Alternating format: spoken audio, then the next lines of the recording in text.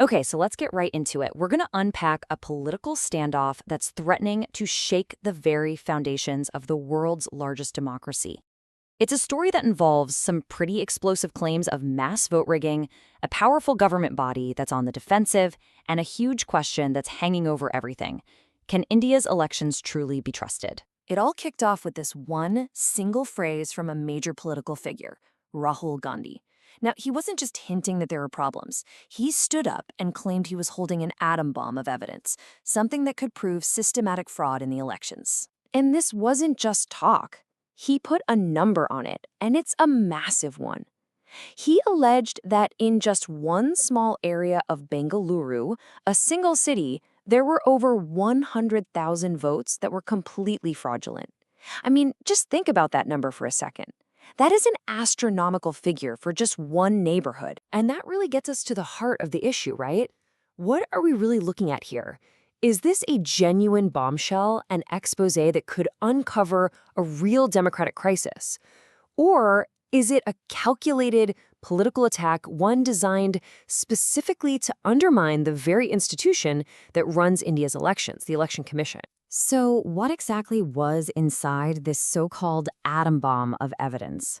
Let's break down what the central accusation actually was. So, as you can see, Gandhi's team didn't just throw out a big number. They actually categorized the alleged fraud. We're talking about almost 12,000 duplicate voters, a staggering 40,000 votes that were apparently tied to fake addresses. But maybe the most bizarre claims were these: over 10,000 voters registered to single homes, and almost 34,000 people over 80 years old who supposedly misused a form that's meant for brand new voters. You know, it's these specific details that make the accusations so powerful. And here's the kicker. Here's why this mattered so much. Gandhi claimed this wasn't just some sloppy record keeping. He called it vote chori, which literally means vote theft, and he said it was done specifically to steal an election. He points out that the number of allegedly fraudulent votes, over 100,000, absolutely dwarfs the winning margin in that race, which was just over 32,000. The implication is pretty clear. The result was illegitimate. But the allegations didn't stop there. They quickly expanded from just being about fake votes to being a direct assault on the Election Commission itself, accusing it of basically trying to cover things up. The claims here paint a picture of an institution that's actively hiding information, refusing to share digital voter lists, destroying surveillance footage, and even choreographing election schedules to help out the ruling party. Now, India's Election Commission, the ECI, is an incredibly powerful and constitutionally protected body, and it was not about to just let these accusations slide. Its response was swift, and it wasn't a political denial. It was a legal counterattack. So the ECI publicly brushed the claims off, and they used this very dismissive phrase, new wine in an old bottle. They argued this was just a tired script, pointing to a nearly identical set of allegations from way back in 2018 that India's Supreme Court had already looked at and dismissed. But the ECI's cleverest move might have been pointing out this apparent contradiction. I mean, on the one hand, you have Rahul Gandhi on national TV saying the voter lists are totally fraudulent. But on the other hand, his own party's government in that very state was using those exact same lists to run its own official statewide census. It was a tactical move, really, designed to make the whole accusation look hypocritical. And this is where the ECI completely changed the game. Instead of just a war of words in the media, they issued a formal legal challenge. They basically said, you want to make these claims? Fine, sign a legally binding document, swear to it under oath with specific names and details, and accept that you could face prison time if you're lying. They were calling his bluff legally. And that single demand, the demand for a sworn oath, it just created a total impasse. The fight was no longer just about votes. It became about what constitutes proof and whose word can actually be trusted in politics. The ECI did not mince words. They issued this clear, public ultimatum, really drawing a line in the sand. They said either put your claims into a legally binding format or you need to publicly apologize to the entire country for undermining a constitutional institution. Gandhi, however, he refused to sign. And his argument was that he had already taken the most important oath possible, the oath he took as a member of parliament, sworn on the Constitution itself.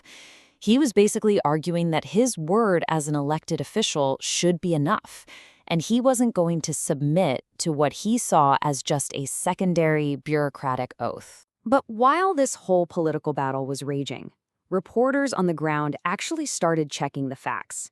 And, well, things got complicated.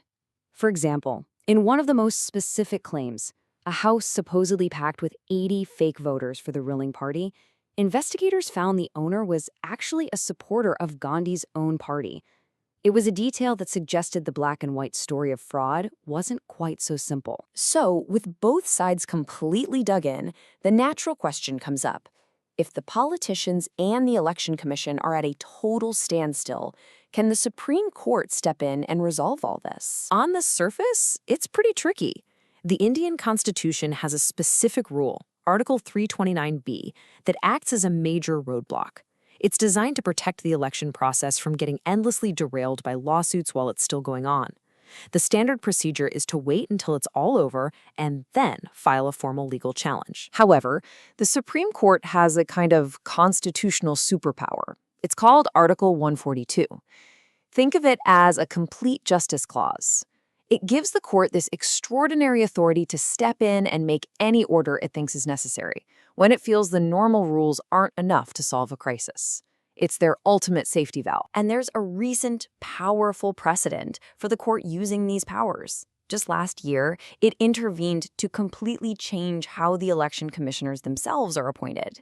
So this proves that the court is absolutely willing to step into the ECI's domain if it believes the integrity of the whole system is at stake. So with both sides dug in and the courts as a potential major player, where does this high-stakes standoff go from here?